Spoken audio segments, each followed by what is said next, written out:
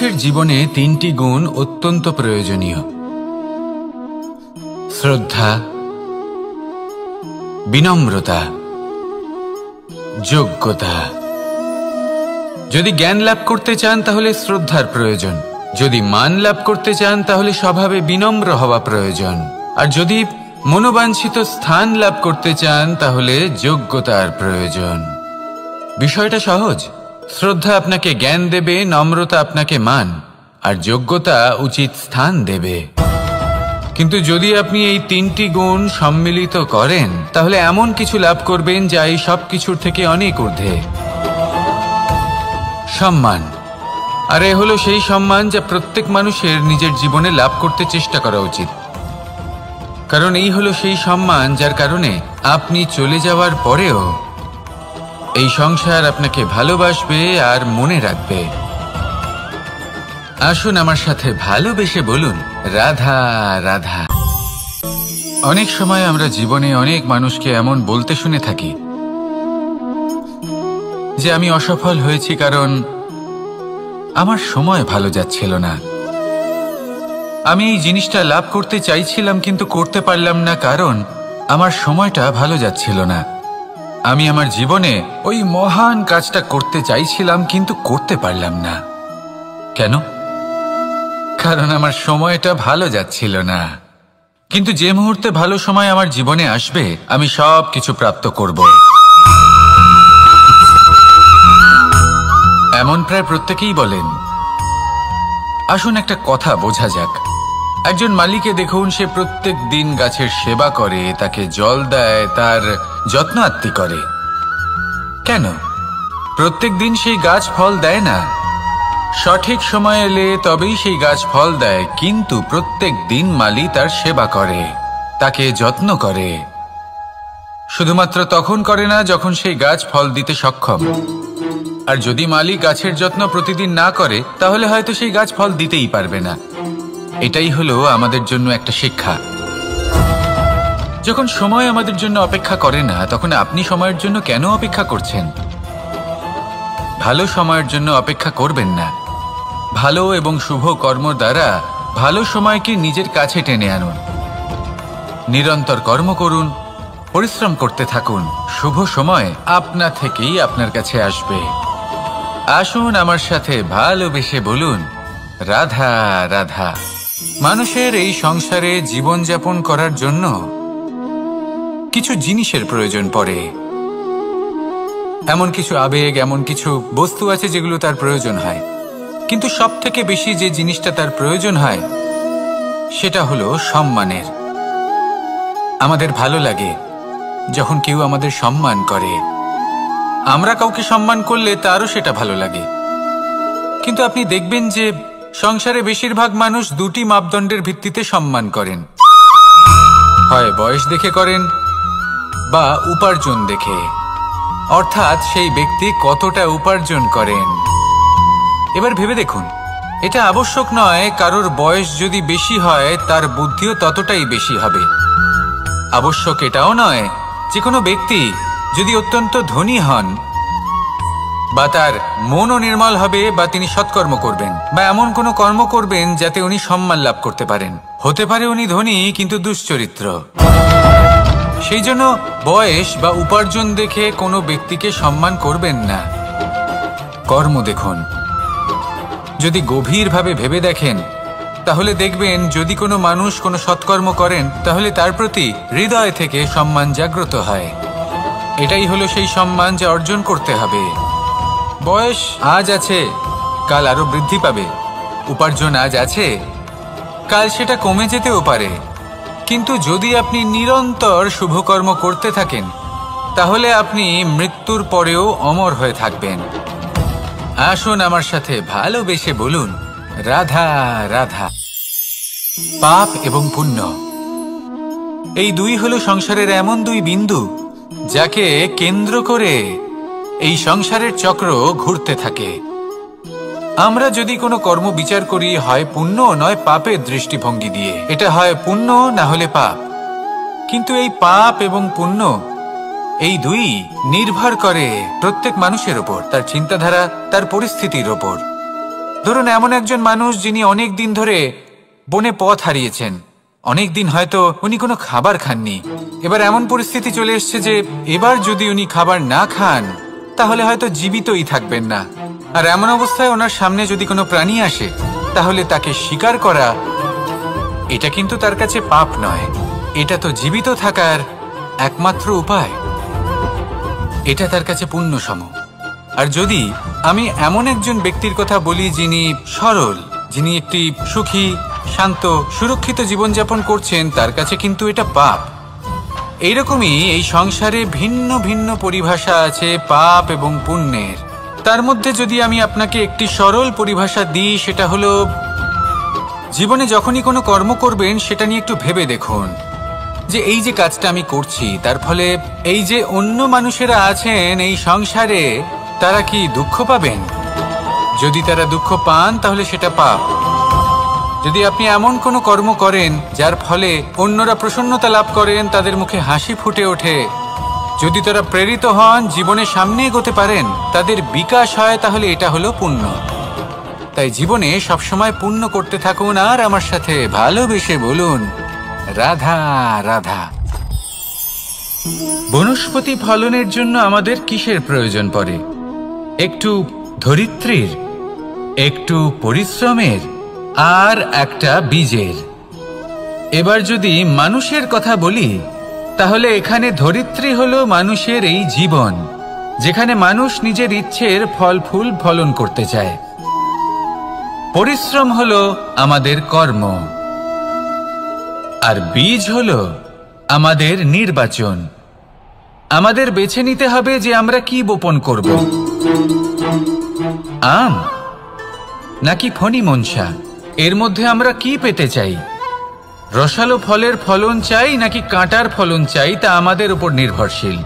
কিন্তু একটা কথা ঠিক, লক্ষ্য যেমনই হোক না কেন, জীবন যেমনই হোক না কেন, যদি আপনি লক্ষ্যের দিকে এগোতে থাকেন তাহলে কর্মের সাথে খামখেয়ালি আচরণ করতে পারবেন না। যদি আপনি এমন করেন তাহলে এটা আপনাকে একটা অনুচিত লক্ষ্যে পৌঁছে দেবে, সেটা কিন্তু নিশ্চিত। সবসময় এটা মনে রাখবেন, কর্মের সাথে খামখেয়ালি হবেন অর্থাৎ কর্মফলও আপনার সাথে খামখেয়ালি হবে। তাহলে নিষ্ঠার সাথে কর্ম করতে থাকুন আর নিজের লক্ষ্যকে প্রাপ্ত করুন। আর আমার সাথে ভালোবেসে বলুন রাধা রাধা। অগ্নি চতুর্থ তত্ত্ব, সব থেকে বেশি গুরুত্বপূর্ণ কিন্তু তার থেকেও বেশি ভয়াবহ। কখনো অগ্নিকে নিয়ন্ত্রিত রূপে উনুনে জ্বলতে দেখেছেন? এই অগ্নি আমাদের খাবার বানাতে সাহায্য করে, যা আমাদের শক্তি প্রদান করে। কিন্তু এই অগ্নি যখন বিচলিত হয়ে, অনিয়ন্ত্রিত হয়ে কোনো বনের আগুন হয়ে ওঠে, তখন মহা বিনাশ ঘটে যায়। আপনারই অন্তরের ঊর্জা হলো এই অগ্নি। এটা আপনার শক্তিও, আপনার ক্রোধ। একে ব্যবহার কিভাবে করবেন তা আপনারই হাতে। যদি কোনো ব্যক্তি নিজের অন্তরের এই ঊর্জাকে ব্যবহার করেন শক্তির রূপে, তাহলে সে বিকাশ ঘটাতে পারে, নির্মাণ ঘটাতে পারে। কিন্তু যদি কোনো ব্যক্তি তার অন্তরের ঊর্জাকে বিধ্বংসী অস্ত্র বানিয়ে ফেলেন, তাহলে নিশ্চিত রূপে মহা বিনাশ ঘটতে পারে, যাতে বিনাশ তারও অবশ্যই হবে। অনেক বছর পূর্বে এমনই এক আগুনের দ্বারা এই সুন্দর পৃথিবীর নির্মাণ হয়েছিল। আর অনেক বছর পূর্বে এমন এক আগুনেই সমস্ত জীব এবং সংসার বিলুপ্ত হয়ে গেছিল। এবার আপনি আপনার অন্তরের ঊর্জা দ্বারা বিনাশ ঘটাতে চান নাকি নির্মাণ ঘটাতে চান, সেই সিদ্ধান্ত আপনারই। আসুন আমার সাথে ভালোবেসে বলুন রাধা রাধা। কখনো কখনো এমন হয় আমরা আমাদের বাড়ির উঠোনে বীজ বপন করি, আর তা বিকশিত হয় একটা সুন্দর বৃক্ষে। তার শাখাগুলি প্রতিবেশীর বাড়ি পর্যন্ত পৌঁছয়। ফলের বর্ষণ প্রতিবেশীর বাড়িতেও হয়ে থাকে। আর আমরা ভাবি গাছ আমরা উৎপন্ন করব আর ফল খাবেন আপনারা। এই কেমন কথা হলো? আপনাকে এই কথা বুঝতে হবে যে এসব হলো ভৌতিক বস্তু, সাংসারিক বস্তু। কখনো নিজের বাড়ির বাগানে ভালোবাসার গাছ বপন করে দেখুন। তার শাখাও প্রতিবেশীর বাড়ি পর্যন্ত পৌঁছবে, ফলের বর্ষণ সেখানেও হবে, কিন্তু সেই ফল চাইতে আপনাকে যেতে হবে না। সেই ফল দ্বিগুণ মাত্রায় আবার আপনার কাছেই ফিরে আসবে। তাই নিজের বাড়িতে আর নিজের মনে ভালোবাসার গাছ উৎপন্ন করুন। এই জীবন প্রসন্ন হয়ে বলবে, রাধা রাধা। অ দিয়ে অন্ত, আ দিয়ে আরম্ভ, এই দুইয়েরই রাশি সমান। যদি আপনি মন দিয়ে দেখেন তবে দেখবেন এদের সম্পর্ক খুবই নিবিড়। কিভাবে? যখন কোনো কিছু শুরু হয় এটা নিশ্চিত হয়ে যায় যে তা সমাপ্তও হবে। আরম্ভই যদি না হয় তা সমাপ্তও হবে না। যা আরম্ভ হয়েছে তার সমাপ্তি হলো অবশ্যম্ভাবী। এটাই হলো প্রকৃতির নিয়ম, একে এড়ানো যায় না। এবার এই কথা আমরা সকলে জানি। এবার মানুষ কি ভাবে যে সমাপ্তির পরে কি হতে পারে, এর উত্তর তাদের কাছে নেই। তাদের উচিত অন্য কোনো বিষয় ভাবা যা বেশি গুরুত্বপূর্ণ। এবার মানুষ এটা জানে না যে মৃত্যুর পরে কি হতে পারে, কিন্তু এই কথা অবশ্যই জানে যে জন্ম থেকে মৃত্যু পর্যন্ত এই সময়, যাকে আমরা জীবন বলে থাকি, এই সময় আমরা কর্ম করতে পারি। এই কথা তো আমরা জানি। তাহলে এমন কি কর্ম করা যেতে পারে যা আমাদের সমাপ্তির পরও আমাদের প্রাসঙ্গিক করে রাখতে পারে, এই বিষয়ে ভাবা উচিত। যে জন্মগ্রহণ করেছে তার মৃত্যু হবেই, এটা সাধারণ বিষয়।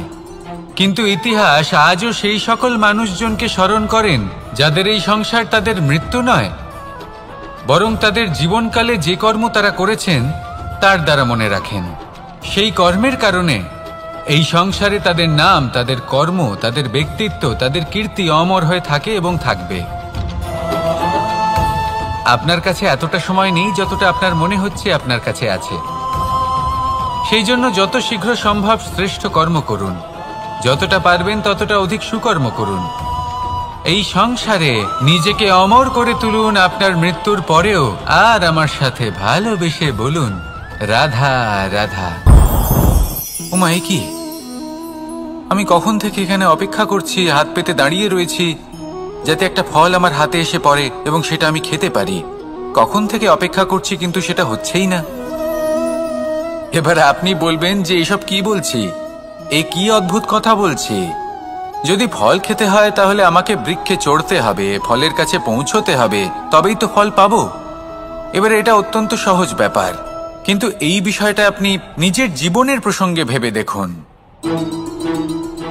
লক্ষ্য কোথায় আছে আপনি জানেন, সেই লক্ষ্যে পৌঁছানোর পথ কি সেটাও আপনি জানেন, সেই পথে চলার ক্ষমতাও আপনার রয়েছে, কিন্তু তাও আপনি নিজের লক্ষ্য লাভ করতে পারছেন না। কেন? কারণ আপনি অপেক্ষা করছেন যে লক্ষ্য আপনার সামনে চলে আসবে, কিন্তু তা হয় না।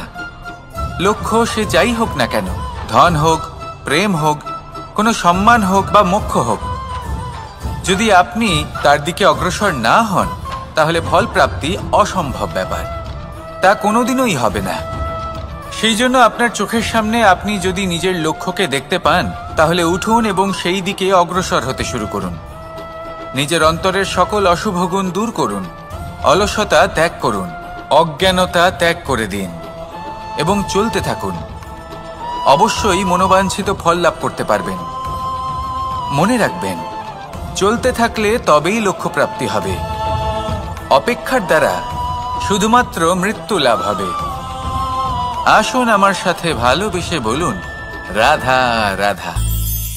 পাখি কখন জন্ম নেয়, কখন উড়তে শেখে, কখন বাসা বানাতে শেখে, কখন নিজের মৃত্যু লাভ করে, এসব আমাদের মধ্যে কেউ জানি না।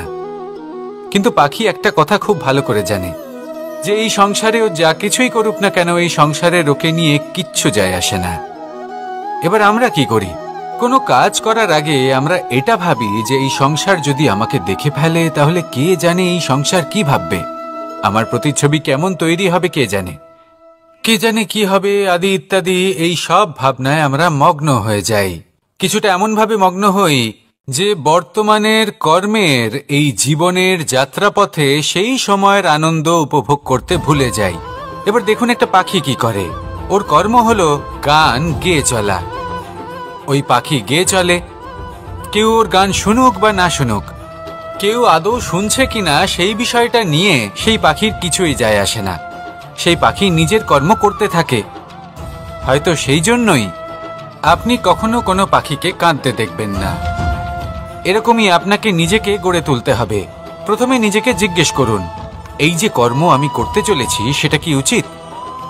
যদি আপনার মনে হয় সেটা উচিত, তাহলে সেটা প্রমাণ করুন। এটা ভাববেন না যে এই সংসার কি ভাববে। আসুন আর আমার সাথে ভালোবেসে বলুন, রাধা।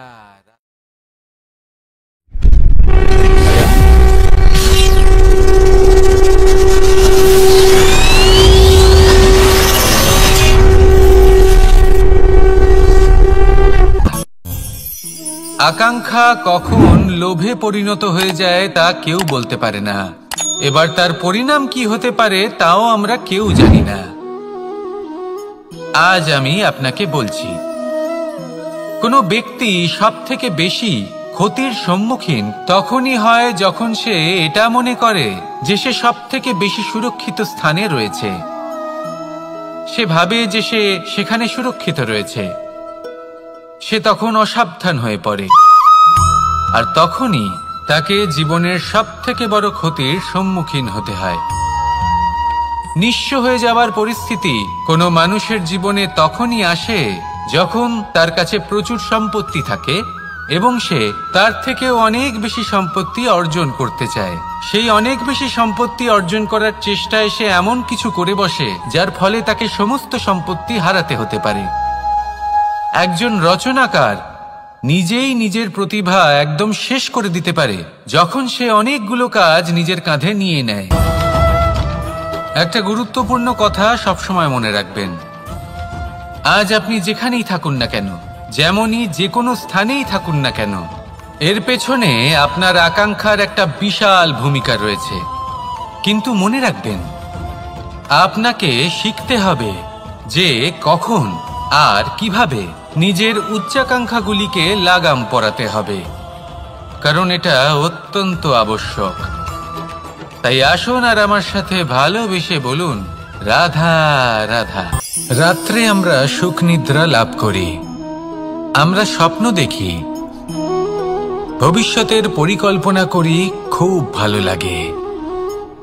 সকালে যখন চোখ খুলি, নিদ্রা ভঙ্গ হয়, স্বপ্ন সেইখানেই ভেঙে যায়, আর তারপর আমরা আমাদের রোজকার জীবন যাপন করি। স্বপ্ন হয়তো মানুষ রাতের বেলায় দেখেন, কিন্তু সেটাকে সার্থক দিনের বেলাতেই করতে হয়। রাতে মধুর বাতাসের নিচে কোমল শয্যায় শুয়ে মাতার গলায় মিষ্টি গান শুনতে শুনতে নিদ্রায় আচ্ছন্ন হওয়া, স্বপ্ন দেখা, ভবিষ্যতের পরিকল্পনা করা বড়ই সরল।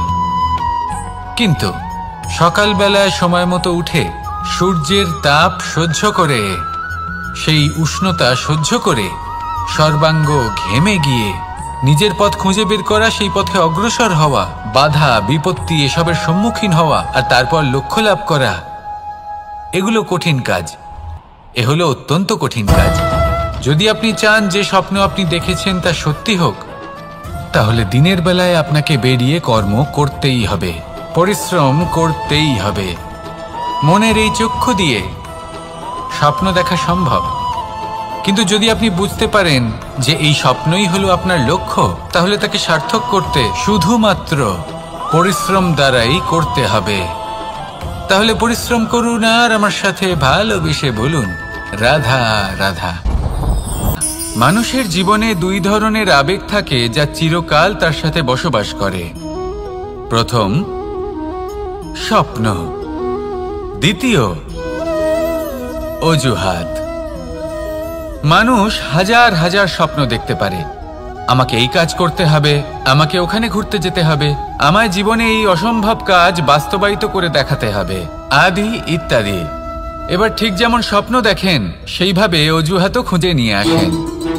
আমি এই স্বপ্ন পূরণ করতে পারলাম না, কারণ আমাকে কেউ সাহায্যই করলো না, কারণ আমি দুর্বল হয়ে পড়েছিলাম, কারণ আমার কাছে সময়ই ছিল না, আদি ইত্যাদি। এবার সাফল্য এবং অসফলতার মাঝখানে এই ধরনের সংঘর্ষ হতে থাকে। সাফল্য তখন লাভ করা সম্ভব যখন আপনার স্বপ্ন আপনার অজুহাতের থেকে অনেক বড় হয়। আর অসফলতা তখন পাবেন যখন আপনার অজুহাত আপনার স্বপ্নের থেকে অনেক বড় হয়। আপনি যদি সাফল্য লাভ করতে চান তাহলে চেষ্টা করতে থাকুন, পরিশ্রম করুন। যদি অসফল হন তাহলে ভয়ভীত হওয়ার কোনো প্রয়োজন নেই। নিজের ভুল বুঝুন, তাকে শুধরে নিন, আবার চেষ্টা করুন। কিন্তু যদি নিজের জীবনে অজুহাত নিয়ে আসেন তখন স্বপ্ন কখনো পূরণ হবে না। আসুন আমার সাথে ভালোবেসে বলুন, রাধা রাধা। ভয়ের সাথে আমরা সবাই পরিচিত, কষ্টও আমরা সবাই পেয়েছি। কখনো কখনো আমরা অসুস্থ হয়ে পড়ি, আর এমন সময় হলে মাতার মমতা, কখনো বাবার স্নেহ, কখনো বন্ধুদের পাশে থাকার অনুভূতি আমাদের রোগ নিরাময়ে সাহায্য করে। কখনো যদি আমরা নিরাশ হয়ে পড়ি, তখন যদি আমাদের কোনো আপনজন আমাদের দুটো ভালো কথা বলে, তখন আমাদের মনোবল বেড়ে যায়। ঠিক তেমন সংসারের এই রঙ্গমঞ্চে যদি আপনি পীড়িত অনুভব করেন, কিছু শুভ কথা আলোচনা করুন, কিছু স্তুতি গান করুন, কিছু মুহূর্তের জন্য হলেও নিজের ইষ্টদেবের কথা স্মরণ করুন আর প্রার্থনা করুন। সাহস বাড়বে, শক্তিও বৃদ্ধি পাবে এবং সামনে এগিয়ে চলার পথও দেখতে পাবেন। তখন এই মন প্রসন্ন হয়ে বলবে, রাধা রাধা। কখনো কখনো অন্ধকারের সাথে লড়াই করার জন্য আমরা প্রদীপ জ্বালাই। এতে প্রথমে সলতে রাখি, তারপর তেল ঢালি, তারপর আগুন জেলে এটা প্রজ্বলিত করি। তারপর একটা সময় আসে যখন এই প্রদীপ নিভে যায়। কারণটা কি? কারণ কি এটা যে প্রদীপের প্রকাশমান হওয়ার ক্ষমতা সমাপ্ত হয়েছে? না, এই যে আগুন আমরা দেখতে পাচ্ছি, এই আগুনের জন্য যে শক্তির প্রয়োজন হয় তা আসে এই তেল থেকে। যদি এই তেল সমাপ্ত হয়ে যায় তাহলে এই প্রকাশ তাও সমাপ্ত হয়ে যায়। আর আমাদের জীবনে এই তেল হলো আমাদের কর্ম, আর এই আগুন আর এর দ্বারা উৎপন্ন হওয়া প্রকাশ আমাদের ভাগ্য। যত আমাদের কর্ম ক্ষীণ হতে থাকবে, আমাদের ভাগ্য সৌভাগ্য কোথাও না কোথাও লুপ্ত হয়ে যাবে। যে উজ্জ্বল ভবিষ্যৎ আমরা চাইছি তা কখনো লাভ করতে পারবো না যদি কর্ম না করি। ঠিক যেমন তেল ছাড়া অগ্নি উৎপন্ন হয় না, তেমনি কর্ম ছাড়া সৌভাগ্য হয় না। আর যেমন কর্ম তেমন ভাগ্য। তাই সবসময় কর্ম করতে থাকুন, কর্ম করা থামাবেন না। আর আমার সাথে ভালোবেসে বলুন, রাধা রাধা। জীবনে তিনটি বিষয় আছে, তিনটি বস্তু আছে, তারা যেন আপনাকে কখনো বশে না করে নিতে পারে। প্রথম হলো ধন। ধন যতক্ষণ আপনি ব্যবহার করতে থাকেন, যতক্ষণ তা আপনার কাজে আসছে, ততক্ষণ ঠিক আছে, এই ধন আপনার কাছে অমৃত। কিন্তু যখন এই ধন আপনাকে ব্যবহার করতে শুরু করে, বুঝে যাবেন যে আপনার পতনের সময় শুরু হয়েছে। দ্বিতীয় বিষয়, ফেলে আসা অতীত। যাই করুন, আপনি অতীত পাল্টাতে পারবেন না, আর এই সত্যিটা আপনিও জানেন। কিন্তু তাও এর বশবর্তী আমরা হয়ে পড়ি। আর যখন তাই হয়, তখন এই সংসারে আমরা যেখানেই যাই না কেন, যত বড়ই সুখ লাভ করি না কেন, সেই সব আমাদের কাছে তিক্ত বলে মনে হয়। তৃতীয় বিষয়, আপনার আশেপাশের মানুষ ভিন্ন ভিন্ন ধরনের মানুষ হয়, যাদের চিন্তা ভাবনা এবং দৃষ্টিভঙ্গি ভিন্ন ভিন্ন প্রকারের। যদি এদের বশবর্তী আপনি হয়ে পড়েন, তাহলে কেউ বলবে এটা করো, এটা ভালো। কেউ বলবে এটা করো না, ওটা করো, ওটা ভালো কাজ। কেউ বলবে এই দুটোই করো না, অন্য কিছু করো। এই কথাগুলিতে আপনি এতটাই জড়িয়ে পড়বেন যে আপনি লক্ষ্যভ্রষ্ট হয়ে পড়বেন। তাই এই তিন বিষয় থেকে সাবধানে থাকবেন। যদি কোনো কিছু বশ করতে হয়, তাহলে আপনাকে বশ করতে হবে আপনার আজকে, নিজের বর্তমানকে। এটা খুব প্রয়োজনীয়। এটা ভাববেন যে এই সময়ের সদ্ব্যবহার আমি কিভাবে করব, সময়কে শাসন কিভাবে করব, ওই কর্ম কিভাবে করব যাতে ভবিষ্যতে কখনো আমার আফসোস না হয়, বরং এই সংসার আমাকে নিয়ে গর্ব করবে, সেই কর্ম করুন। আর যখন আপনি এটা শিখে নেবেন, তখন আপনি নিজেই নিজেকে প্রকৃত অর্থে ভাগ্যশালী করে তুলবেন। আসুন আমার সাথে ভালোবেসে বলুন, রাধা রাধা। অনেক সময় আমরা কারোর নীরবতাকে তার দুর্বলতা ভেবে বসি। হতেই পারে সেই ব্যক্তি উত্তর দিতে চাইছেন না, হতে পারে অন্য কোনো কারণ আছে যা আমরা বুঝতেই পারছি না। সেই জন্য তাকে দুর্বল ভেবে নেওয়া অনুচিত। দেখতে গেলে এই বিশাল সমুদ্র এও কিন্তু নীরব, শান্ত হয়। কিন্তু যখন সে রুদ্র মূর্তি ধারণ করে তখন কি হয়? সমগ্র সংসারকে বিনাশের পথে নিয়ে যায় এই সমুদ্র, প্রলয় সৃষ্টি করে। সেই জন্য কারোর সহ্য শক্তিকে দুর্বলতা বলে মনে করবেন না। কারণ যদি এই নীরবতা নিজেকে ভেঙে বেরিয়ে আসে, তাহলে তা বিনাশের সমস্ত সীমা পার করে যেতে পারে। তাই এই নীরবতাকে সবসময় বুঝুন, সবসময় একে সম্মান করতে শিখুন, আর আমার সাথে ভালোবেসে বলুন, রাধা রাধা। কখনো কোনো চাতক পাখিকে দেখেছেন? কথায় আছে যে বছরে মাত্র একবার সে তার তৃষ্ণা মিটিয়ে থাকে, আর তাও আকাশে ভেসে থাকা মেঘের দ্বারা ঘটানো বৃষ্টির জলের ফোঁটা থেকে। আর কোথাও থেকে সে তার তৃষ্ণা পূরণ করে না। সারা বছর সে নিদারুণ গরম সহ্য করে, তীব্র শীতও সহ্য করে, শুধু এই আশা নিয়ে যে বছরে একবার অন্তত সেই মেঘের ঘন ঘটা হবে, বৃষ্টি হবে, আর সে তার তৃষ্ণা নিবারণ করবে। এটা আসলে কি? এটা আসলে বিশ্বাস। সেই বিশ্বাস যে বছরে একবার সেই মেঘ আসবে তৃষ্ণা নিবারণ করতে। যেমন দেখুন, একটা সূর্যমুখী ফুল সারা রাত অন্ধকারের সাথে যুদ্ধ করে, কারণ তার বিশ্বাস যে ভোরবেলায় সূর্য তাকে অবশ্যই দর্শন দেবেন। সেটাও বিশ্বাস ছিল যার উপর ভরসা করে মনু একটা নৌকা নিয়ে বেরিয়ে পড়েছিলেন এবং সমস্ত সৃষ্টিকে প্রলয়ের হাত থেকে বাঁচিয়েছিলেন। সেটাও ছিল ভালোবাসার প্রতি বিশ্বাস, যার উপর ভরসা করে বানর এবং ভাল্লুক সেনা নিয়ে শ্রীরাম আক্রমণ করেছিলেন সমস্ত বরদানপ্রাপ্ত অসুরগণ এবং রাক্ষসগণের লঙ্কায় এবং জয় লাভ করেছিলেন। এই বিশ্বাসই হল এই বিশ্বের আশা। বিশ্বাস রাখুন যে আপনি হলেন সর্বশ্রেষ্ঠ এবং শুধুই নিজের কর্ম করতে থাকুন। এই বিশ্বাসের আশাই আপনাকে প্রতি মুহূর্তে বল প্রদান করবে। এ হলো আমার বিশ্বাস। আসুন আর আমার সাথে ভালোবেসে বলুন, রাধা রাধা। যোগাসন। যোগাসনে আসন অত্যন্ত গুরুত্বপূর্ণ। এবার আমি বলবো সবথেকে শ্রেষ্ঠ আসন কোনটি। আশ্বাস। নিজেকে আশ্বস্ত করতে থাকুন যে আমি আছি, সব ঠিক হবে, যা হচ্ছে ভালোর জন্য হচ্ছে। এই আশ্বাস আপনাকে জীবনে এমন ধনাত্মক বিশ্বাস দেবে যে আপনি বড় বড় সমস্যার সমাধান করতে পারবেন। এবার যদি কথা বলি সবথেকে কঠিন সময়ের, তাহলে সেটা হলো বিচ্ছেদের। যা মা সীতাকে সহ্য করতে হয়েছে শ্রীরামের জন্য, রাধা কৃষ্ণকেও সহ্য করতে হয়েছে। যে ব্যক্তি বিচ্ছেদের সময় সঠিক পথে চলে এসেছে, সে জীবনে অনেক শ্রেষ্ঠ স্থানে অবশ্যই পৌঁছতে পারবে। এবার যদি কথা বলি সবথেকে জরুরি এবং গুরুত্বপূর্ণ সময়ের, তাহলে সেটা হলো সংযোগ। সকলকে সাহায্য করতে থাকুন। আপনি অন্যদের সাহায্য করে তাদের যত আনন্দ দিতে পারবেন, ততটাই আনন্দ আপনারও জীবনে অবশ্যই আসবে।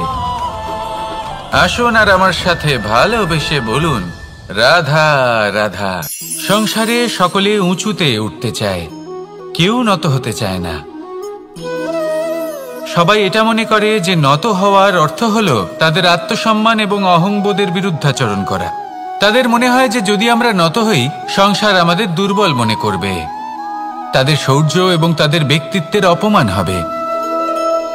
কিন্তু এটা কি সত্যি? প্রত্যেকবার নত হওয়ার অর্থ কি সম্মানহানি হওয়া? কখনোই নয়। আপনি নিজের জীবনকেই দেখে নিন। আপনার কোনো অমূল্য জিনিস যদি নিচে পড়ে যায়, তাহলে তাকে কিভাবে তোলেন? সেই বস্তুকে তোলার জন্য আপনাকে নত হতেই হবে। আপনি বড়দের আশীর্বাদ কিভাবে লাভ করেন? আপনি নত হয়ে তবেই তাদের আশীর্বাদ লাভ করতে পারেন, তাই না? ভেবে দেখুন, আপনি একটা পথে হাঁটছেন, আপনি দেখতে চাইছেন যে আপনি সঠিক পথে হাঁটছেন কিনা, পায়ের নিচে কাঁটা পড়ে আছে কিনা। কিভাবে দেখবেন? আপনাকে সেই মাথা নত করেই দেখতে হবে। এর অর্থ কি? অর্থ খুব সহজ। প্রত্যেকবার নত হওয়া অনুচিত নয়, সেটা কোনোভাবেই সম্মানহানি নয়। পরিস্থিতি অনুসারে এবং যেখানে প্রয়োজন আপনি নত হতে শিখে গেলে আপনি অনেক কিছুই লাভ করতে পারবেন। জ্ঞান, মান, গুণ, বিশ্বাস। সেই জন্য প্রয়োজন এবং পরিস্থিতি অনুসারে নত হতে শিখুন, এতে অনুচিত কিছুই নেই। আত্মসম্মান থাকা অত্যন্ত প্রয়োজনীয়, কিন্তু তা যেন কখনো অহংকারে পরিণত না হয়। এই বিষয়ে অবশ্যই নজর রাখবেন এবং আমার সাথে ভালোবেসে বলবেন, রাধা রাধা। আমাদের জীবনে অনেক ধরনের ব্যক্তি এসে থাকেন। কেউ কেউ আমাদের সাথে থেকে যান, কেউ আমাদের থেকে দূরে চলে যান। কেউ ভালো মানুষ হন, কেউ খারাপ মানুষ। কিন্তু আমরা সবসময় সেই সময়টাকে নিয়ে দুঃখ প্রকাশ করি যখন আমাদের জীবনে কোনো খারাপ ব্যক্তি প্রবেশ করেন। তারা আমাদের খারাপ অনুভূতি দেন, দুঃখ দেন, কষ্ট দেন। আমরা সবাই তাকে ভালো মন্দ কথা বলি। কিন্তু কেন? এমন বিভিন্ন ধরনের মানুষ, খারাপ মানুষ, ভালো মানুষ সবার জীবনেই আসেন এবং সকলকেই একটা অমূল্য শিক্ষা দান করে যান। এবার আপনি নিজেই ভেবে দেখুন, জীবনে যখন প্রথমবার আপনি আগুন স্পর্শ করেছিলেন তখন আপনি একটা শিক্ষা লাভ করেছিলেন যে আমাকে আগুনের থেকে একটু দূরে থাকতে হবে। তারপর আস্তে আস্তে আপনি শিখলেন যে কিভাবে এই আগুনকে নিয়ন্ত্রণে রাখতে হবে। তারপর আপনি শিখলেন যে কিভাবে নিজের জীবনে তাকে প্রয়োগ করতে হবে, তা সে অন্ধকারে প্রকাশ লাভ করার জন্য হোক বা খাবার বানানোর জন্য। সেইভাবেই কোনো খারাপ ব্যক্তি যখন আপনার জীবনে আসে কোনো শিক্ষা দিয়ে যান, তার প্রতি কৃতজ্ঞ থাকুন। তার বিষয় খারাপ ভাবার বা খারাপ অনুভূতি নিয়ে থাকার কোনো প্রয়োজন নেই। সেই শিক্ষা লাভ করুন, ইতিবাচক মনোভাব নিয়ে জীবনের সামনে এগোতে থাকুন। কেউ নেই যিনি আপনাকে বাধা দিতে পারেন। আসুন আমার সাথে ভালোবেসে বলুন, রাধা রাধা। অনেক সময় আমরা জীবনে অনেক মানুষকে এমন বলতে শুনে থাকি যে আমি অসফল হয়েছি কারণ আমার সময় ভালো যাচ্ছিল না। আমি এই জিনিসটা লাভ করতে চাইছিলাম কিন্তু করতে পারলাম না কারণ আমার সময়টা ভালো যাচ্ছিল না। আমি আমার জীবনে ওই মহান কাজটা করতে চাইছিলাম কিন্তু করতে পারলাম না। কেন? কারণ আমার সময়টা ভালো যাচ্ছিল না। কিন্তু যে মুহূর্তে ভালো সময় আমার জীবনে আসবে আমি সব কিছু প্রাপ্ত করব। এমন প্রায় প্রত্যেকেই বলেন। আসুন একটা কথা বোঝা যাক। একজন মালিকে দেখুন, সে প্রত্যেক দিন গাছের সেবা করে, তাকে জল দেয়, তার যত্ন আত্তি করে। কেন? প্রত্যেক দিন সেই গাছ ফল দেয় না। সঠিক সময় এলে তবেই সেই গাছ ফল দেয়, কিন্তু প্রত্যেক দিন মালি তার সেবা করে, তাকে যত্ন করে। শুধুমাত্র তখন করে না যখন সেই গাছ ফল দিতে সক্ষম। আর যদি মালি গাছের যত্ন প্রতিদিন না করে তাহলে হয়তো সেই গাছ ফল দিতেই পারবে না। এটাই হলো আমাদের জন্য একটা শিক্ষা। যখন সময় আমাদের জন্য অপেক্ষা করে না তখন আপনি সময়ের জন্য কেন অপেক্ষা করছেন? ভালো সময়ের জন্য অপেক্ষা করবেন না। ভালো এবং শুভ কর্ম দ্বারা ভালো সময়কে নিজের কাছে টেনে আনুন। নিরন্তর কর্ম করুন, পরিশ্রম করতে থাকুন। শুভ সময় আপনা থেকেই আপনার কাছে আসবে। আসুন আমার সাথে ভালোবেসে বলুন, রাধা রাধা। জীবনে এমন কিছু কাজ রয়েছে যা আমাদের কখনোই করা উচিত নয়, যেমন আশা করা। যদি আপনি আশা করেন আর আপনার আশা পূর্ণ না হয় আপনি খুবই কষ্ট পাবেন। এবার আপনি যদি প্রতীক্ষা করেন, করতেই থাকেন, আর সেই ব্যক্তি যদি না আসে তাহলেও খুব কষ্ট পাবেন। আর হলো তুলনা। আপনি যদি তুলনা করতে যান তাহলে এটাই ভাববেন যে হয় আমি বা অন্য কোনো ব্যক্তি, এই দুজনের মধ্যে কোনো এক ব্যক্তি নিকৃষ্ট। আর এই ভাবনাটাই হলো অনুচিত। যদি আমরা কথা বলি সেই সব বিষয়ে যা আমাদের করা উচিত, যেমন পরীক্ষা। এই পরীক্ষা সবসময় আমাদের আরো সফল করে তোলে, আরো শ্রেষ্ঠ করে তোলে, আরো উৎকৃষ্ট করে তোলে। আসন্ন মহাসংগ্রামের জন্য আমাদের প্রস্তুত করে তোলে এই পরীক্ষা। তাই এই পরীক্ষার থেকে কখনোই পালাবেন না, এর সম্মুখীন হন। আর হলো কর্ম। কর্ম করা কখনোই বন্ধ করবেন না। তুলনা করার বদলে কর্ম করুন, প্রতীক্ষা করার বদলে কর্ম করুন, আর আশা করার বদলে কর্মই করুন। জীবন সফল হয়ে যাবে। দেখুন, সবার শেষে সত্যি বলতে এই কর্ম আর এই পরীক্ষা, এই দুই আমাদের জীবনকে সুখী করে তুলতে পারে। আসুন আর আমার সাথে ভালোবেসে বলুন, রাধা রাধা। আমি অনেক সংখ্যক মানুষকে দেখেছি, তাদের কাছে অত্যাধিক জ্ঞান আছে, শিল্প আছে, ধন আছে, কীর্তি আছে, কিন্তু তারা এই সব কিছু নিজেদের কাছেই রাখেন, এই সমাজে বিতরণ করেন না। কারণ হলো ভয়। ওনাদের মনে হয় যে যদি আমি এই সব কিছু সমাজে বিতরণ করি, তাহলে সমাজ আমার শিল্প হোক, ধন হোক, জ্ঞান হোক, কীর্তি হোক, সবকিছু চুরি করে নিয়ে যাবে, আর তার বদলে আমি কিছুই পাবো না। এটা কিন্তু সত্য নয়। সত্য হলো এটাই যে যদি আপনি নিজেকে এই সংসারের প্রতি সমর্পিত করেন, তাহলে এই সংসার আপনার প্রতিও সমর্পিত থাকবে। আপনি শুধু ধন, জ্ঞান, কীর্তি, সম্মান পাবেন তাই নয়, বরং এই সমাজ আপনাকে নিজের চোখে হারাবে, মনের মধ্যে স্থান দেবে। তাই এই ভয় ত্যাগ করে দেখুন কিভাবে এই সমাজ আপনাকে প্রেম সমর্পণ করে। আসুন আমার সাথে ভালোবেসে বলুন, রাধা রাধা। মানুষের এই সংসারে জীবনযাপন করার জন্য কিছু জিনিসের প্রয়োজন পড়ে। এমন কিছু আবেগ, এমন কিছু বস্তু আছে যেগুলো তার প্রয়োজন হয়, কিন্তু সব থেকে বেশি যে জিনিসটা তার প্রয়োজন হয় সেটা হলো সম্মানের। আমাদের ভালো লাগে যখন কেউ আমাদের সম্মান করে। আমরা কাউকে সম্মান করলে তারও সেটা ভালো লাগে। কিন্তু আপনি দেখবেন যে সংসারে বেশিরভাগ মানুষ দুটি মাপদণ্ডের ভিত্তিতে সম্মান করেন, হয় বয়স দেখে করেন বা উপার্জন দেখে, অর্থাৎ সেই ব্যক্তি কতটা উপার্জন করেন। এবার ভেবে দেখুন, এটা আবশ্যক নয় কারোর বয়স যদি বেশি হয় তার বুদ্ধিও ততটাই বেশি হবে। আবশ্যক এটাও নয় যে কোনো ব্যক্তি যদি অত্যন্ত ধনী হন বা তার মনও নির্মল হবে বা তিনি সৎকর্ম করবেন বা এমন কোনো কর্ম করবেন যাতে উনি সম্মান লাভ করতে পারেন। হতে পারে উনি ধনী কিন্তু দুশ্চরিত্র। সেই জন্য বয়স বা উপার্জন দেখে কোনো ব্যক্তিকে সম্মান করবেন না। কর্ম দেখুন।